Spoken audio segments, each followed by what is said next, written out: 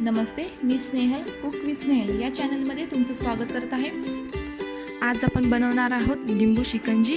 लिंबू शिकंजी बनवण्यासाठी आपल्याला पाहिजे हे 4 ग्लास थंड पाणी घेतले आहे, 6 ते 7 मोठे चमचे साखर, तुम्ही पिठी साखर सुद्धा घेऊ शकता, 4 ते 5 मोठे चमचे लिंबाचा रस, पाव छोटा चमचा काळं मीठ आणि पाव छोटा चमचा रेग्युलर मीठ, ही भाजलेले जिऱ्यांची पूड घेतली आहे। बाउलमध्ये आपण टाकूया आता पाणी। पाण्यामध्ये आपण साखर टाकून व्यवस्थित साखर विरघळेपर्यंत हलवूया।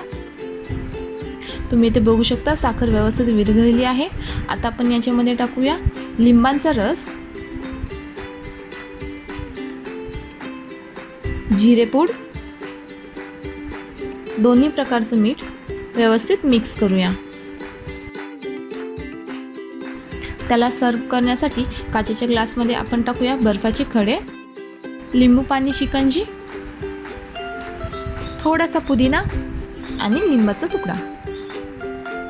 ही आपली बघा लिंबाची शिकंजी किंवा लिंबू पाणी शिकंजी असं म्हटलं तरी चालेल, तयार आहे। जर तुम्हाला ही रेसिपी आवडली असेल तर तुम्ही घरी नक्की ट्राय करा आणि मला कमेंट सेक्शनमध्ये सांगा तुम्हाला कशी वाटली।